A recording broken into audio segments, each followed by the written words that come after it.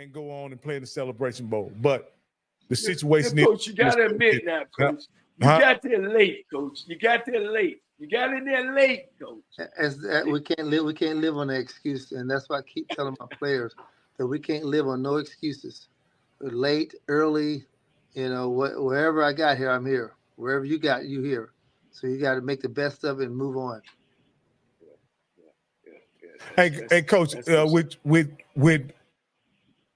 your predecessor was given 5 years to turn around the program, and unfortunately, to Coach Cole's heartbreak, he wasn't able to do it. Are you expecting to be given that same runway to change the program around? Have you been assured by the administration or anybody involved that you'll get that same kind of patience? I don't need no assurance from men. I don't deal with men. I deal with God. And my assurance with God is where I ride at. You know what I'm saying? No man can do nothing for me or against me. Not at all. So my dealing and prayers are with God. What they give me is what they give me. I don't care about that. I'm not as patient as I'm trying to turn around in 1 year. I'm trying to win the SWAC in 1 year. I'm trying to go to the Celebration Bowl, and whoever come out the MEAC beat them. So that's like. Say it again, Coach. I like that. I like that, Coach. See, that's what I want to hear, Coach. I want to hear some bravado. I want to hear that. I wanted to interview the guy that would be on 3rd and 7 in front of that Pittsburgh Steelers wide receiver, foaming at the mouth, jamming and making sure he wouldn't get off the line of scrimmage all the way, whether it was Lewis Lips, no matter who it was, you was going to jam him all the way into the benches over there. That's then some. See, Chris. See, they letting you know. Now we do our homework, Chris. We ain't just no pop-up podcast. We dig deep, man. We know all about you, Coach. I know you come up and throw that shoulder, man, and knock folks out. You know what I'm saying? So we know about you, Coach. You know, I just, like you said, there's no excuses. You here. You got a big season, and a lot of that prediction was on. Of course, you just got here. I have to admit, you lost Andrew Body, who we thought or think is one of the top quarterbacks in the league, and we're not down in Jason Wilson because he's been picked as number 2 preseason, and he went on to do some good things, and just all the past years. I mean, the last 5 years we won. How many games we won, Coach Campbell? 12? 11. 13? 11 games. Well, and then a couple of those was NAIA. You know what I'm saying? Mm-hmm. And so those pickings went on a lot of things. It wasn't just out of the sky. Let's just throw Texas Southern in last place. We didn't do that. That's okay. I'm okay with that. You know what I'm saying? I'm getting picked first or getting picked last doesn't really bother me. You know what I'm saying? I'd rather be picked last than being picked first. Now with the hunger you get, you can eat up all the teams in front of you. Yeah, absolutely, Coach. And hey, Coach, I appreciate you being a good sport with it. So, hey, some of these fan bases in the SWAC, they get real sensitive in preseason pick. And this is what I always say about preseason pick. For y'all guys, for you people out there that got mad at me and Coach about where your team picked. The great thing about this, Coach, and Coach Dishman, you kind of alluded to it. All those preseason picks and predictions don't even matter because guess what? It's going to be decided on the field. On the field. You're absolutely right, sir. Coach Dishman, I got a son. All right, I'm looking for HBCU to go to. Why should I let my son, or what you tell me, why should I let my kid come play for Cris Dishman? What would you say? Well, there's a lot of things I can say. We're running a faith-based team. You got coaches of integrity. We got coaches who's very loyal to you, who will be very loyal to you. And we got great coaches who are going to teach you the little things about football. How to watch film, how to step, how your eyes going to be placed, what are you supposed to be looking for if it's offensive or defensively. So we have technique-driven coaches. And the better technique driven you are, the better chance you got to go play on Sundays and Mondays. Because everybody want to go and play on Sundays and Mondays, but have you prepared to play on Sundays and Mondays? Okay. All right, let's send our kids to Texas Southern University now. We don't want to have to pass up and go nowhere else. You know, I got this Florida A&M guy, Chris, and I got this PWI guy on my other side of it. You know. Hey, Coach Dish say we not worried about giving them money. We gonna give them Jesus. That's what we gonna give them. Give them. Hey, it is what it is. You know. Well, so we still ain't got what offense we gonna run and what defense we gonna run, but we gonna attack folks, huh, Coach? But Coach, you got a lot of he can't duck Bubba. Coach, I gotta say, you know, I talk to a lot of TSU people, Coach. We hot, Coach, because you keeping it tough. But Coach, you gotta buy that ticket to come see it, huh? Well, yes, you got to buy a ticket if you want to see it. You can't. It's in Prairie View, though. Well, when you can't sit out in the stands and talk about, man, we need to do this, we need to do that, and not buy a ticket. You got to get a ticket to get in. But Coach, you can keep it close to the vest all you want to. Bubba said last week you got to come see him. That's it. You got to come see him. We be there. Hey, Chris, we had some fans. They were hot. They were talking about, y'all don't even know who the quarterback is. When we come asking Bubba like, well, I don't know who the quarterback is. You know, so boy, look, y'all been talking. Y'all got the Ryan boys, you know, when they used to coach the Texans, you know, that y'all got that philosophy. We're gonna keep it underneath, and you gotta come see it. Come to the games. That's why I tell you, because week 1 may look totally different than week 2. So therefore you gotta come to every single game to figure out who's starting. Okay. Now, Coach, are you at the office when you come up the hill, come up the steps and turn to the right, the office all the way back? I'm sitting in your chair. I just don't have Italian leather like you. They gave me this chair. I don't have Italian leather like you, so I'm good with where I'm sitting. That's the Johnnie Cole Memorial office you sitting in right now. Hey, man, y'all better call Mattress Mac or somebody. Hey, what up, Texas Southern alumni? We get down your coach that Italian leather chair. He already said it. No, I don't need that, let's man. Get him a chair. Let's cut him a check at the same time. No, a chair to check. Right now, you can give me a lawn chair. I'm good. Hey, Coach, I gotta say this, guys. The Maroon and Gray Club they got an event in 11 days away. I need your support. I need you all to buy your tickets. If you can't come, please donate to the cause. You don't want to miss this epic fundraiser. Are you aware of this, Coach, by the Maroon and Gray Club? Yeah, but 11 days away, man. I'm deep. I'm deep in Prairie View week. Yeah, you don't want to miss it. It's an epic fundraiser event supporting great causes for nutrition for our student athletes. So it's the Tiger Renaissance Gala, presented by the Maroon and Gray Alumni Chapter. So I want to make sure I put that out there, and I'm gonna go ahead on and buy my ticket, even though I'm not gonna be able to make it. But man, that's great, Coach. Man, I feel our program is in good hands, Coach. Again, one day maybe we can sit down and chit chat, Coach. Because let's make it clear, Coach. I'm the only one that ever done it, Coach, in 50 years, Coach. So I think you're on the right path, Coach. Somehow. We have to change that somehow, because you can't be the only one. That's why you got the Italian leather. Maybe I need to get the Italian leather. That's why they gave it Italian leather, because you was the only one that done it. So when I do it, I can get out this lawn chair and get mine. Yeah, cool. I had one of them consoles where the TV came up out and up and down. I don't have that. I don't have that. But you're gonna get that, Coach. Texas. Coach, you played in Houston. One thing about Houston, Texas. I think it's 27 or 25. I know it's a 14-inch. I'm on a 14-inch TV. That's all I got. One thing about Houston, Texas, Coach, if you win in Houston, Texas, They gonna come out, Coach. I agree with you on that. I agree with you on that. I got a 14-inch Houston, Texas, love a winner.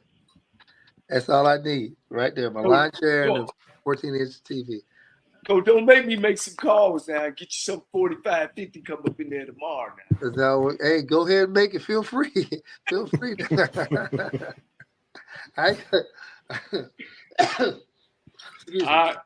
I'm not gonna turn it down, but for now I'm enjoying my lawn chair and my 12-inch TV. All right, Coach. Look, I'm gonna make a call tonight.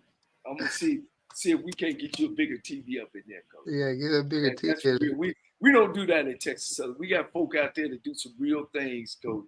But man, look, I look forward to the season this year, Coach. And I appreciate you taking your time out today. Like, what is your schedule? Are y'all still doing two-a-day, one-a-day, two-a-day, or is it smooth? You know, today's football has totally changed. These young men, you throw a 2-day practice on right now, you ain't gonna have no team. You know what I'm saying? Everybody gonna quit, so you can't even throw no 2-a-days on right now. We practicing one practice in the morning, trying to beat the heat. You know, at this Houston heat, get up on you fast. You know, so we're aware of the elements that we have to face, and we go out and practice, get our hours in, and come on off the field. Yeah. Wow. Yeah. Anything, guys? Man, Cris, man, you gave us an hour and 11. So, hour and 11. Okay. Yeah. But now you really got to make that call in and get my entire 11. Yes, sir, Coach. Yes, sir. and you okay, Coach? I got you, Coach. Seriously, I got you. Anything, guys? I appreciate you, gentlemen, for sure, and I will see you mid-season, and then I see you again after season. We see where we at on things, okay? And then you got some more information about who's starting. Yeah, Coach, get a dolly, Coach, so we can jump on the back. Okay. I'm telling you, all the back is the only room left because the front and the middle is going to be filled up. I got you, Coach. We good. All right, gentlemen. Have a great one. Thank you, man. Thanks, Coach. Thank you, Coach. Good luck the whole season. Coach. Appreciate you. We'll probably bring you back on. All right, Coach. Guys. Hey, Coach. Hey, this was your interview. This is the interview you wanted, Coach. You wanted this interview. You got it. You wanted your alma mater showcase and put on a pedestal. You're a legend at TSU. You played quarterback for him.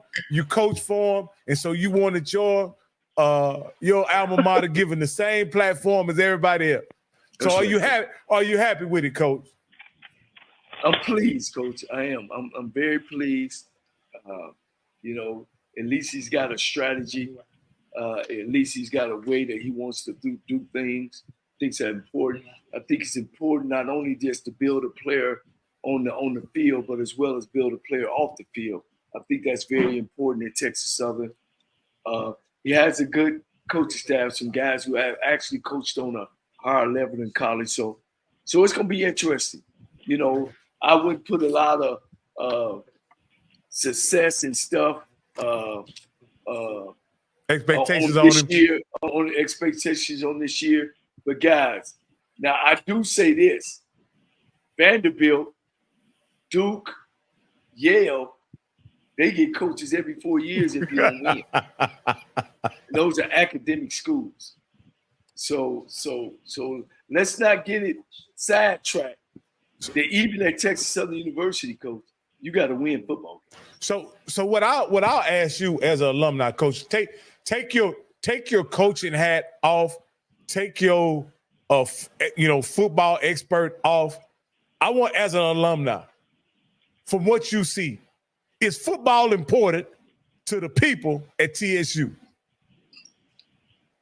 You know, Coach, man, that's a great quote. And I'm gonna try my best to give you the answer. We've always had great players, Coach. We've always had great players. For some reason, we always choose the wrong coach. You know, and to understand where we are. You know, you got to be able to go into Texas Southern University and take the program where it's at and move it to the next level. When Coach Campbell, when you don't know you don't know, you don't know. And when guys have taken over this program, they come in a situation where they think everything is in place, and it's not in place. The university suffers and have suffered because we got people just coming through. Texas Southern is almost like, I don't know, see up in the north, we got what you call drive-throughs, drive-through stores. Y'all ever seen a drive-through store where you drive your car through and say, give me some of them chips, give me a 6-pack of that beer, and give me some of them Benjamin Hedges, and then you drive on out. Well, that's what we've been hiring in these places. We've always came from the outside. We've hired outside presidents, outside athletic directors, outside head football coaches, outside. And we don't hire people that's ready to roll your sleeves up, already know where the restroom at. We don't need a guy finding the restroom. We need people in Texas Southern that already know where it's at and already know where the problems that we deal with. That's a close friend of mine named Rudy Johnson, who played in my backfield, who's now a CEO of this corporation. He's making about $405,000. He's gave the school $2,500. They donated school and wanted to come back and talk with the school. Coach Campbell, with what you do at Florida A&M, if somebody at Florida A&M don't reach out to Coach Campbell, how does that make you feel? Well, that's the thing, and that's the reason why. But here's the thing, Coach. It's two sides to it, right? You went to the school, and I'm not talking about you as in literal, but I'm talking about the alumni. You know what your school needs also. It is up for the alumni to stand up. Because if you want a championship program, and you know Texas Southern is in Houston, Texas Southern is in Texas, there are players there. So the question is, are you ready to make the commitment like they've done in basketball for over 60 years? Okay? They've made the commitment in basketball. So the question I'm asking all the Texas Southern alumni, and I'm talking about, man, I got friends that went to Texas Southern, man, big, like you said, big time alum making big money. The question is, when are you going to say, you know what, we're going to invest in the program. We're going to go to our coach. You got a lot of coaches out there that play football, that are high school coaches all over the state, and say, let's start bringing these guys in. Let's start, Coach, to your point, let's bring the alumni players back. Let's get them that field. You got some, Coach. Because I'm going to say this, all HBCUs, a lot of, especially if you're at a Texas Southern level, that's why I asked Coach, I'm going to tell you the thing that was interesting to me. Being that it is Texas Southern, I thought he would go heavy in the portal to really go with. And I was really shocked when he said, no, I want to get kids. We got all these high schools around Houston, and I want to build my program that way. Because to me, and again, I don't know anything. I want to be very clear. I'm never going to tell a coach, but it is Houston, Texas. So to me, it looks like that would be a great portal play to say, hey, you can come to Houston. All these beautiful women on this campus and everything, this great education. So I did find it interesting that he said, you know what, I'm going to build my program through high school players and things like that. Man, I got it. I want to take 10 seconds out. Man, I'm sitting with my family here, and they eating. Mama don't came and took some. What she don't cooked over there? Well, all I hear is the plates just scraping. What they have to do. Well, yeah, look, say something for me. But I was bringing up that, Campbell, to say we haven't reached back out to Rudy Johnson. You see what I'm saying? He don't wrote a check, Coach. Here you go, AD, or here you go. And he played there. And we do that to our alumni so much, Campbell, because I'm saying that to you because you're a big. Here's what you do have at Florida A&M. Everybody loves a winner. Florida A&M ain't really never had no just down season every year. Y'all down in basketball, right? But that football program has always been a winner. And people love football. Well, in Texas Southern, our basketball team has always been a winner. Absolutely. Our football has been a winner. So we don't at Texas Southern hire the right people. Not saying Cris Dishman is not the right person, but everything starts from the top. And we're in a Republican state. Everything starts from the top. And I've been around Texas Southern for 40 plus years, Coach. And we still doing the same old thing. Got our hand out. All right, well, what are you doing for the alumni? We live in that big city. We in that big city of Houston. We got to get out from the third ward and go out there and start bringing people in. And all we ever talk about is Mike Strahan. Mike Strahan. Do you understand, Coach? In 1998 and 99, I'm sorry, take that back. 88 and 89 and 1990, when Strahan was there, he was not our best player. We signed 22 guys in 2 years. 22 guys got NFL contracts. But that's the only person who we talk about. Well, what about them other 21 players that we can ask to come back and just to be around the program? So, and we speaking about Texas Southern. Yeah, Coach. yeah. Your school. My school, Coach. Texas Southern, my school. Kenny Burroughs. See, I talk about Kenny Burroughs, who we finished. Kenny Burroughs and Michael Holmes picked in the top round, Rocky, in the 70s, and then all the great players we had in the 80s and the great players we had in the 90s. Now, Kenny Burroughs, now, Coach, now, correct me if I'm wrong. Kenny Burroughs was the wide receiver, correct? Yes, great wide receiver, right? Double zero. So, Coach, you got to see. Hold on, you can't listen. We teach people here now, Coach. Now, you just can't just say Kenny Burroughs. You got to let the young folks know who that was. That was 00 for the Oilers, a great wide receiver. Yeah, Willie Ellison. Willie Ellison rushed for 273 yards in one game. He held the NFL record for years. You know, we've had great players, man. Alberta White, Coach, broke the NCAA sack record. He had 11 sacks in one game. You know what I'm saying? Johnnie Cole, I threw 6 touchdowns against Mississippi Valley and Jerry Ricedale in one game, Coach. Not 1 year, 2 years. So it's just we at Texas Southern don't hire the right people. There's no way, Rocky and Mr. Campbell, that at Texas Southern University, being in the 4th largest city in America, that each school, business school, educational school, pharmacy school, that when those graduates come out, they should automatically have a job. So even on the academic side, we're not doing what we're supposed to do of getting out in the city, meeting the board chairman, meeting the Chamber of Commerce, meeting these CEOs, and making sure that our graduates from this university walk out of there and have jobs. We're not doing it.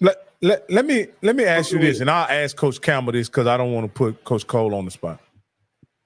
How was surprised as an HBCU alumnus will you hear him to say he didn't hold coaching at a HBCU at some high esteem? He just wanted a head coaching job.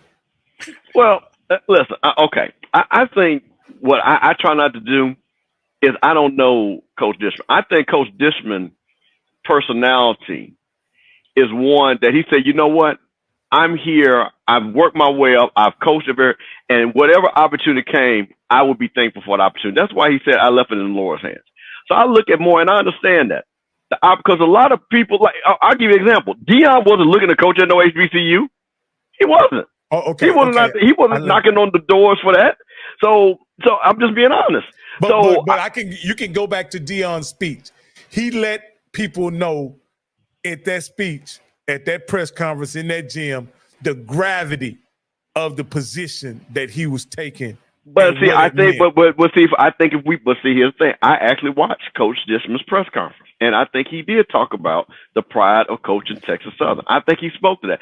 I think here with this question that we were asking him, I think it was framed a little bit different. Because let me tell you what I like about what I heard from him.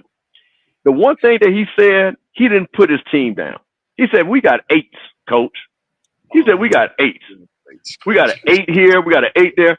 So he's already instilling confidence in his team. So that's the thing. So I mean, for me, I like a guy because everybody rah and all this, because sometimes that works, sometimes that doesn't. You know what I mean?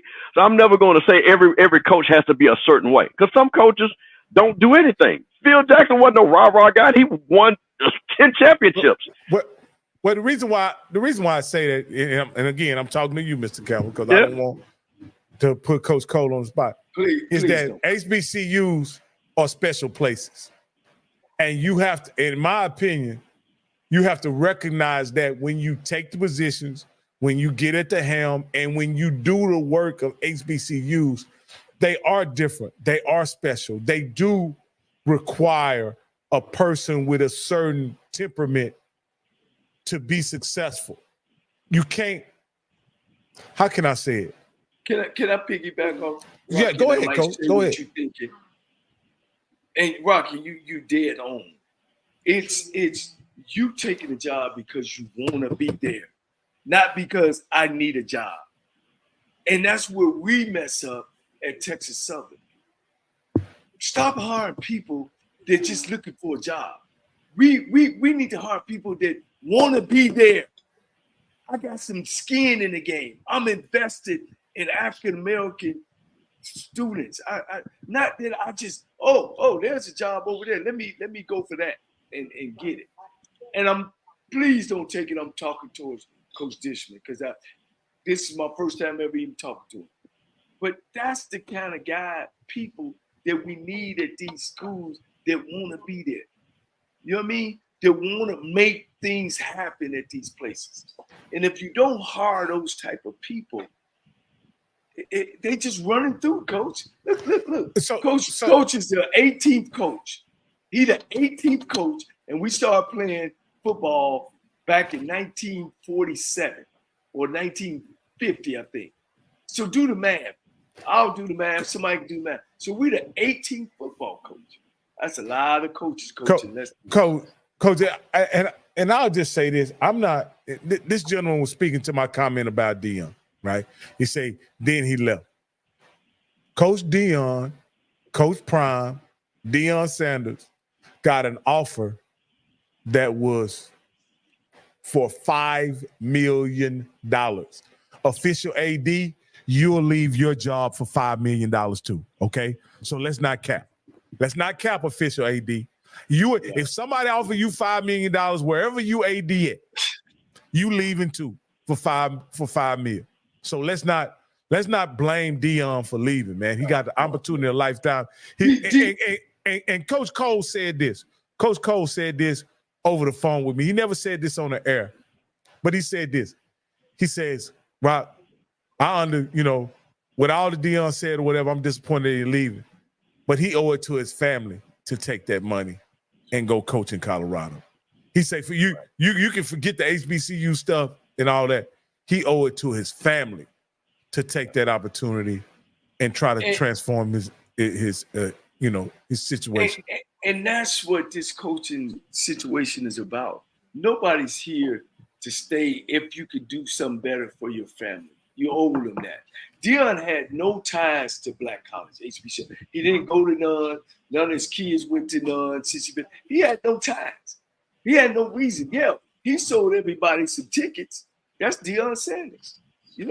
He said God sent him here. He said whatever he needed to say to get what he got. You know what I mean? If you believed all that and you fell into that bag, then so what? But I'm saying that we need to be able to hire people, go out and hire people, they out there, who wants to be on the HBCU level. You know what I mean? And if not, we need to stop hiring people that just passing through. And hell, I'll take a step. We just hired a president right now. Never been on the HBCU level. Never really been at a big school. And he's got a Navy background. And we hired him to come, and he's out in the East Coast, and we have hired him to be our president. When we got another guy that actually went to school when I went to school, that travels all over the world, named Byron, and we don't even get an interview, guys. He's Omega. He was over our faculty when he was there, and he doesn't even get an interview for the presidency job. He has a doctor's degree. And you don't even get an interview. And this has happened over and over at Texas Southern University. And that's why we can't ever put our claws in the ground. Well, Coach, listen, I'm going to tell you something. Well, here's the thing. FAMU people get a lot of flack for being loud. But see, one thing about being loud, you get heard. So what I'll say to you guys is the same thing that FAMU people have told everybody in this way. You might not like how we do it, but you hear how we do it. We're going to let you know how we feel. And because we do that, at least it's on us. Like I say, put it on me, baby. When we say we want this certain coach, and I'm gonna tell you something, when that president situation comes up, they're gonna get loud about that. Now we might not be able to control as much as the coach situation, but that's the thing about it. I'm gonna say this again. You're talking about Texas Southern, who has one of the premier law schools for black people. Okay, we're talking about where we got black judges. Thurgood Marshall Law School. So my thing is not the alumni and the talent of the alumni. It's about the effort that the alumni choose. And I'm saying, because we're watching this show, HBCU Coaches Corner with Johnnie Cole, we got a bunch of things. So now I'm going to set the challenge like I'm going to do to all these alumni base. I want all these schools to be great. The only way they're going to be great is if the alumni say, I want my school to be great. Because the one thing I will say about Deion, and I'm going to give Deion credit, he made everybody step their game up. Jack State came out with their nice suits. Now everybody came out with their nice suits. Jack State started getting the training table. Everybody started doing that. So it's all. He won. Well, Coach, but let me tell you something. Let me tell you something about winning. Everybody doesn't have a quick fix like this, but you have to lay the groundwork like you're talking about to win. Lay the groundwork is support. The way you win is support. Okay? So my thing is, if you support the program, doing like you say, hey, we got the maroon and gray. Give that money up. Help out. What did Coach Oliver say? Hey, Mr. Campbell, you can send that money right here.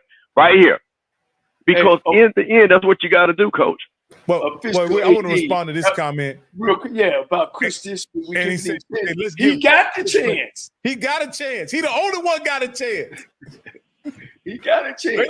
Nobody else. Well, it don't matter what we say. He got the chance. Well, I think, we brought him on this show to support him. But I think what people, and again, I'm not saying that we're doing, but I'm going to take the side, for the lack of a better term, on the defense side of the coach. And I think sometimes what we want somebody to be does not have to be like that to be successful. And that's my thing, is that I heard, because let me tell you something. I think this coach, and again, I'm a Cris, like I say, I think people have to understand. Those Oilers had Warren Moon. That was one of Black America's team. Everybody black loved the Oilers, okay? So Dishman, all those guys, anybody that watched football in that era knew that Houston Oilers team, okay, because of Warren Moon. So we knew Dishman. We knew Bub McDowell. We knew all those guys. The running back from Michigan State and stuff like that. We knew those guys, those wide receivers. Lorenzo White. So we knew that team. So my point of it is, I think this guy kind of plays the way he was a silent assassin, man. Cris Dishman got in your grill. Like you said, Coach, he got in your grill and you didn't get away from that dude.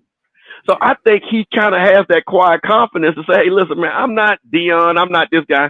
I'm me. And I'm talking to my players, and I'm going to build my players through faith, hard work, and being successful, being a man. And like I say, and that's what we're going to see. Like I say, now Texas Southern, and let's be honest, it's a tough job. It is a tough job. It is not an easy job. Again, it's not Southern. It's not Jack State. It's not Grambling. It's not FAMU, where you know what? You can just kind of add water. If you get the right guy, then all of a sudden you can win 9 or 10 games quick. This is a building block job. And what I want to see from Coach, because that's what I want to see from him, with his recruiting philosophy, is he going to get the players that he wants to get in? Now, he's going the freshman route, which was a great question about the 5-year program. Because if you go the freshman route, that's 3 years right there you're going to need to get those guys to be juniors. That's what you're going to need. So just to get those guys in there. So we'll have to see on that. So like I said, I think I'm going to lean more on the side. I like quiet assassins. So I'm going to lean on that side. Hey, Coach, I know we need to get you to your plate, but I wanted to respond to this comment right here. And see, Rocky, he talking about the owner that stopped the AD from hiring Gibbs. Let's get this straight. Nobody stopped the AD from hiring Gibbs other than the fact if she had submitted that contract to the board of trustees, they wouldn't have approved it. So that's what happened. That's what happened on that. And once she realized that the person she had was going to ratify wasn't going to get approved by the board, then she didn't submit the contract because they had. Correct me if I'm wrong. They had a meeting to ratify that contract, right? You talking about Gibbs? Yes. No, they never got to that part. They never got to that part where they was going to ratify. So when the meeting was announced, a special meeting to announce to hire the FAMU head coach,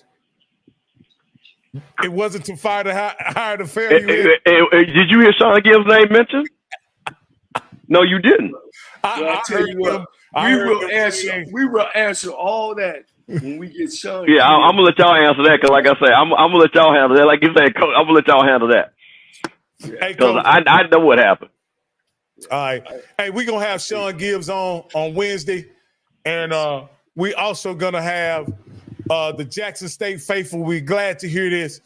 We're also going to have T.C. Taylor on Wednesday as well. We're going to have a doubleheader the next 2 days. Tomorrow we'll have Coach Keaton and Coach Brown. And then on we'll head back to the SWAC and have FAMU's head coach Sean Gibbs and Jackson State's head coach T.C. Taylor. Yeah. That's right. So we can so all you folks over there at Jackson State mass meeting, y'all can come watch your coach. I know you've seen them a couple times. We're gonna ask them some different questions. We're not gonna ask them mass meeting questions that y'all ask over there. My nephew's over there 1400. Then y'all can go over there to 1400 and watch that. But yeah, come on over here. My folks, my Lynn Street, my Jackson folks, because you know I'm gonna have to ask them hard hitting them Jackson questions. Gotta ask him that. Hey, Coach Cole, we've been asked to get Maynard. If you could, Coach. And we know you're trying to get to that plate, so we're gonna wrap this up. Okay. We're gonna wrap this up. But man. hey, Rocky, let me say one thing. My man EA, that's my brother right there. Always, man. I am working on Cozy. Trust me, I am working on it. We trying to get it scheduled together. So I already got the phone call in. I think we're close. So like I said, we're gonna be trying to make that now. You know, we got to get Cozy on. Man, give me that number. I'm gonna call Cozy. I know Cozy. Give me that number, Cole. I'm calling him personally. All right, Coach. I'll get that for you. Yeah. So we could get him on. We gotta get Florida in. Coach, Oh man, listen. Coach, see, can you unfreeze before you take us out of here, Coach? Because when you tie a knot at the end of the rope, Coach, you gotta tell them to hold on tight, Coach. They gotta see you. They gotta look in your eyes, Coach. I think I'm gonna jump in there. Can you bring me in, Coach? Hold on, let me.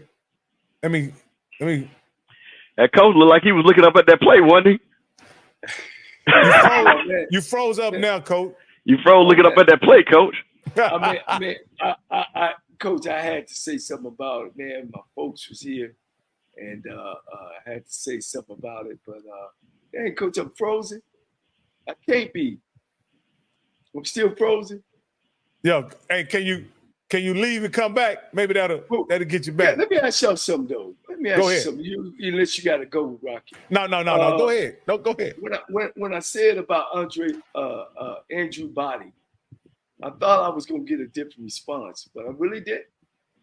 He was really short to the point. You know, Coach Dishman is not crying over no spilled milk. You know as well as anybody the challenges that exist at TSU. You know a lot more than you even say on this show, right? Right. But the one thing I admire about Coach Dishman is he's not crying over spilled milk. He's not worrying about who's not there. He's not going to use the excuses, the circumstances for which he was hired as an excuse. It looked like he's a no-nonsense guy, and he's going to work. He's going to grind with the circumstances, the situation that exists, and at least hope for the best. That's what it seems like to me, Coach. I like his answer. I'm gonna coach the players that's at Texas Southern. That's what he said. He's the coach for Texas Southern. I'm gonna coach the player that's there, and I think that's pretty much it. And again, you know, people move on. You know, and so I think he didn't want to belabor the point. You know, I think he said, "Hey, he moved on, and we moved on. Let's keep it moving." Mm-hmm. Well, I think he came short of saying. I think Coach asked him, "Did he make a plea to?" Right. Andrew Body, and he didn't answer the question. Yeah. Well, I'm saying, but I think situations, I think when the coach looked at, and again, I'm not speaking on anything. This is just my opinion. I think sometimes you look at a situation and say, you know what, this kid looks like he wants to move on. You know what I mean? He looks like he wants to start fresh, and I think that had a lot to do with it. You know, he probably knew, and he said, "Okay, I understand." Yeah. And he got, like I say, he got a second team all-SWAC quarterback. We'll see what he does. Yeah. Coach Cole, I'm sure he's going to be back. He dropped out for a moment. Yeah. But you know, I understand what you're saying, Campbell, about being optimistic and not using certain situation as an excuse. But I always go back to this. How would things ever get addressed if you don't speak out loud about it?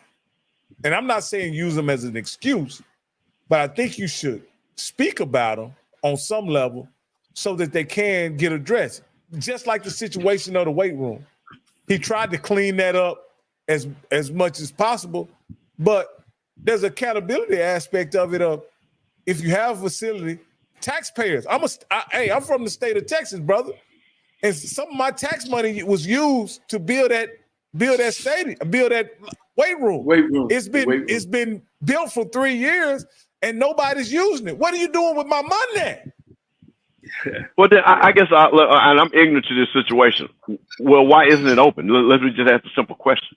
Well, now I heard it has to do with some building codes. Well, the coach can't control that. How the coach going to control that?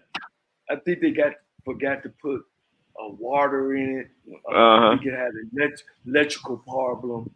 But why couldn't he be transparent about it though? Right. Well, maybe he didn't know.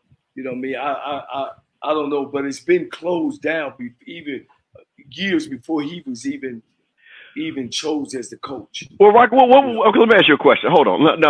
I know you're trying to. I got to ask Rocky this. What would you have wanted him to say? What would you have wanted him to say? Due to the ineptitude of our engineering staff and facilities. Oh, see, you can see Coach. This is what I love about the PWI guy, right? He quick to throw people on the bus, but he don't understand that man got to go to work there the next day. See, that ain't how that work, bro. That ain't how that work. And I'm glad man. Listen, you got to go. Listen, physical plant people, the people that cut them checks, you got to go to work with them folks, man. And so you're gonna need you. Go ahead. You're gonna need them. No, go ahead, Coach. I don't mean to cut you off. Go ahead. Let me ask you this. When I asked the question about how much do you need to fundraise, or was that even discussed in your interview about as a head coach, or does that fall on athletic director? Now, okay. Now I'm gonna raise my hand on this. I always try to give these coaches that outlet to say, "Hey, I need some money," right? Right. Because I know you need money. Okay, this ain't no secret, and you can say it in a part. That's why I say, "Hey, coach, you're trying to build things. What are you trying to get? You know what I'm saying? The weight room, the training table. What do you think you need? You know what I mean?" Coach always said the same thing, and many other coaches have said that. Now that was the interesting thing. He was just like, just give me money. You know what I mean? And sometimes you have to have a focused mission on your fundraising. Sometimes you have to tell people, I actually need this. Because if I get this, that's going to help me do that. Because we know you need money. We do know you need money. So, Mr. Campbell, let me ask you this. What about the people who gave to the weight room? But here's the thing. First of all, Coach Dishman, they gave the money to the weight room 3 years ago to get the weight room up. So he wasn't even there, right? So this goes back to the alums. Why the alums not on the AD and the president say, hey, man, we gave you money for this weight room that we want our players to get bigger, faster, stronger, and it's not open. Because Coach Dishman, as he said, and Coach Cole just said, he just got there. He don't even know where the bathroom is at. So why would it be on him? Now here's the thing. If and I'm not saying he didn't do this because I want to be clear on that. I don't want to speak because I don't want to speak out of turn. But I'm pretty sure that he probably, if I'm him, I'm going to say, hey, listen, what's the deal with this weight room? Now, you've hired me to do a job. I can't do it without this weight room being functional. Who do we need to get at the table to get this moving forward? Now, that's the way you do that, Rocky. You put in a pot of matter. Let's get everybody in the room to say who's accountable for this. I'm going to do my part. What do I need to do? What do I need to do? Well, coach, we've been working on this. Okay, let's get them because when you are the football coach, you can get different people at the table. You can make phone calls to people. So that's my thing to that answer. Hey, and I want to thank this guy right here, man. This guy has been I don't know this guy. I don't know if you know him, Mr. Campbell, but it's Swag Fan 100. He's been very generous to the channel, man. He's given several super chats over the past 6 months. That's a good brother right there. That's a good brother right there. That brother watches all the shows, represents. So, man, this is what we need. This is part of this community. He's part of the community. You know what I'm saying? And he's going to watch every show. He's going to he's going to stand on his business. He's going to stand on his business. So there you go. That's what we need. That's my guy right there. And this is what I was going to say. This is what I'm going to say to anybody. True support is what you do with your pocketbook. Pat on the back, high five, all that's good. But what you do with your pocketbook is true support. You know what I mean? Absolutely. Well, so I appreciate any type of support he gives us. And speaking to people, to your point about people supporting their schools, you have to support your schools by donating and investing in there. Now, the schools have to be accountable to their donors, absolutely. But I think you can't remove the fact that true support looks like giving to causes that you believe in. Here's the thing. Let's talk what's on his face, and let's talk about Texas Southern. You've had, like I said, I've been dealing with school for 40 years, right? In 40 years, you got 3 or 4 winning seasons. Well, let's say 5 winning seasons. I think it's 5 winning seasons in 40 years. So what happens is you get a new coach in. He gets this following. All right? He doesn't do right in his 5 years. Well, the people who was there supporting him and giving money wants him to stay there, bring a new AD in, he fired. Now those people gone, this new guy come in with a new set. All right? This is on his face. He gets there 3 years and don't win games. They get a new AD in, fired. Now his people, they gone. Now the next coach come in. He loses in 5 years. All right. Oh, don't get rid of him. And then he's gone. Okay. So this has been a trend. Then Bill Thomas come in there for 10 years. And in 10 years, guys, I want to say he had 3 winning seasons in 10 years. All right. Then now his fan base, he needs to stay. Then they gone. All right. Then he's gone. Then another coach, Steve Wilson, comes in. He goes 4-40. Okay, 4-40. All right. Then the people who was cheering for him, like, he don't have enough. We need to give him money. So then now his group is gone. Now here comes Johnnie Cole coming in. Now Johnnie Cole win the championship, alumnus, everything. But here's the problem: you got an athletic director from another arch rival school. Who does that? Who gets rid of the alumnus in 50 years win their own championship, have some couple violations, and then you destroy that? So Campbell and Rocky, do you understand that when this guy made that decision to terminate me, that set the school back 20 years or more? Agree or don't agree? So who wants to give? So what I'm saying now is, who wants to give money to an organization that does those things? Y'all got the floor. No, let me make. Okay. Go ahead, Steve. So, and Coach, you're gonna understand this. Think about the Billy Joe era, then at the start of Willie Simmons era. We were in the wastelands. Right. We had more ADs than Future got baby mamas. Okay, that's how many ADs we was rolling, and we were going 1-10, 4 in this. I think we had 1 winning season somewhere in between there a couple of times. Before Billy Joe.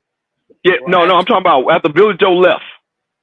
You get to Willie. What happened now? Make sure you tell the story. No, I understand that. Yeah, because we tried to go winning.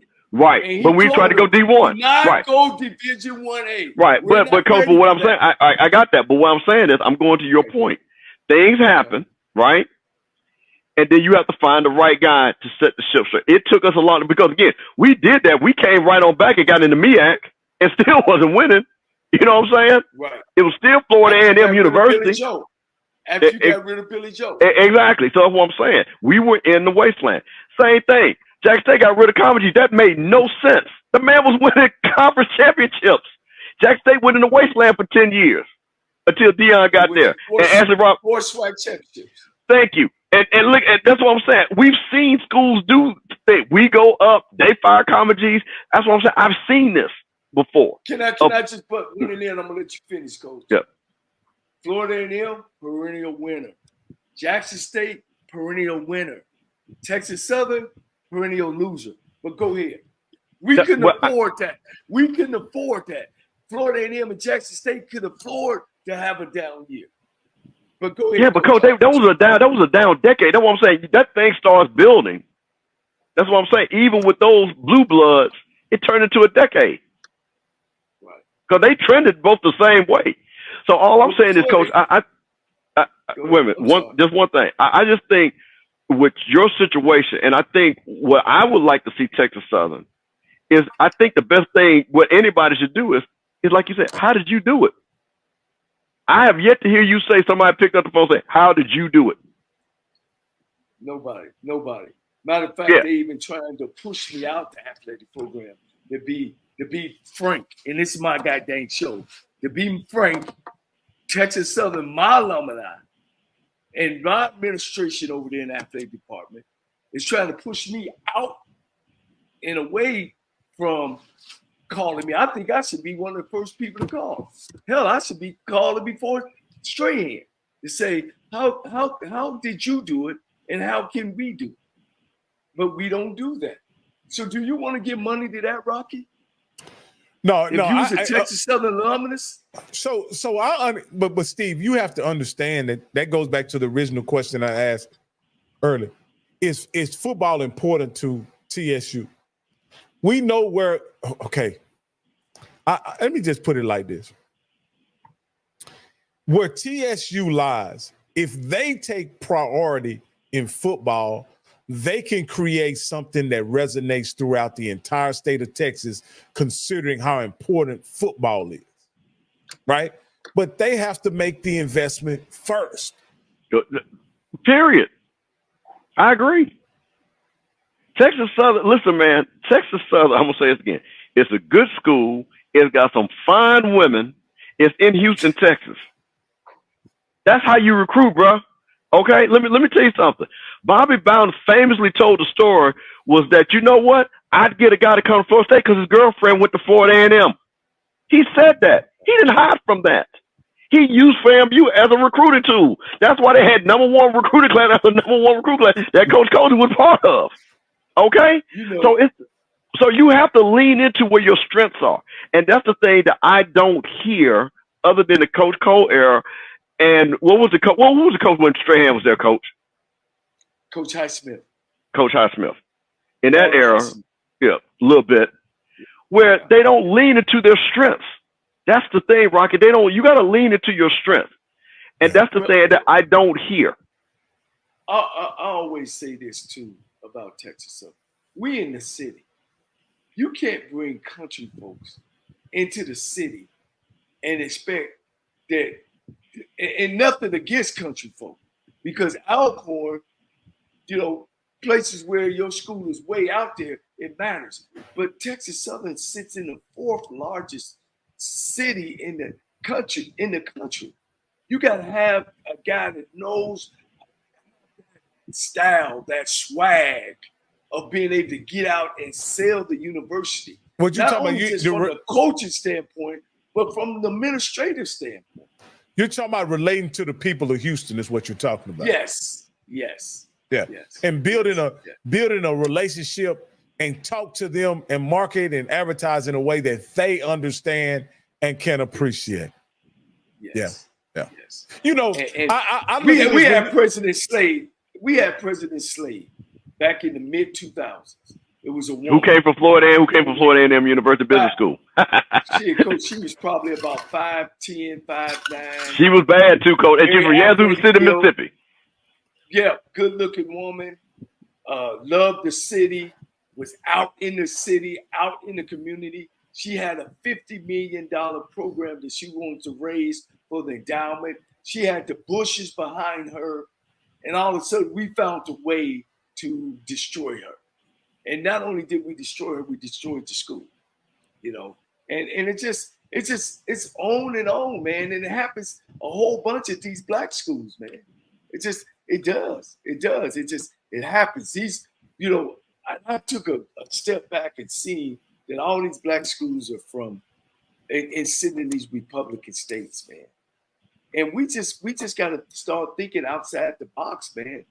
It's a new time, it's a new era, and we just got to think outside the box and stop being so closed-minded on how to get out and touch these alumni and to be able to give money to these schools.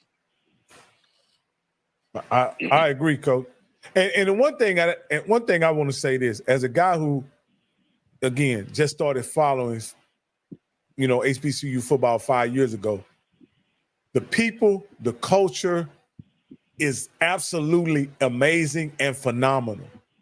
And if you market it to non-HBCU alumni, you guys have something that would explode and expand, and Dion would just be the tip of the spear of what it could be to the black community as a whole, right? Just think of this guy.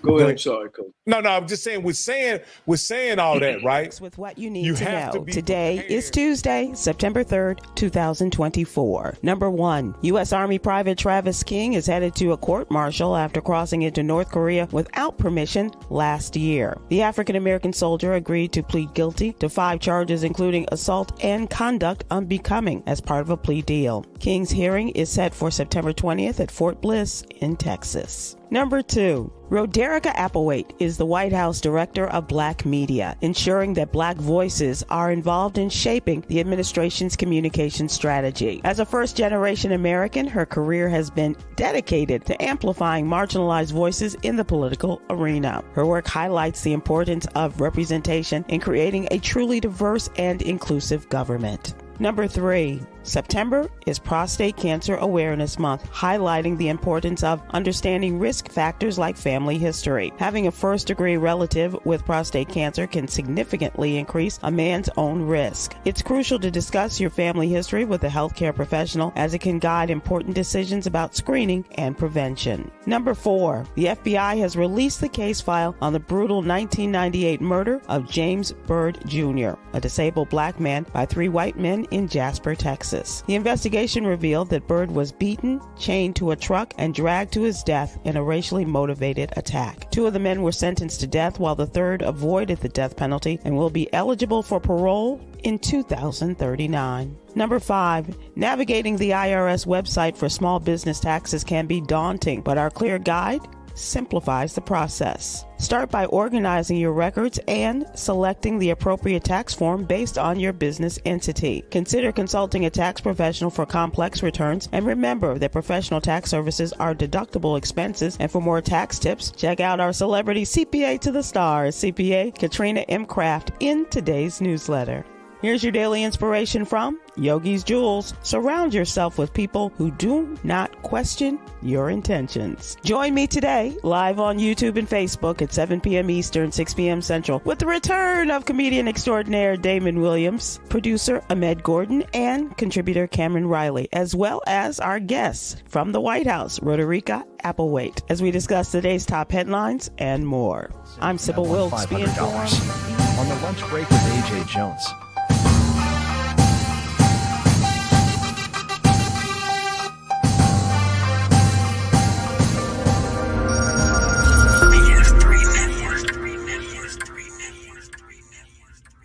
BS3 Network, changing the way you watch TV.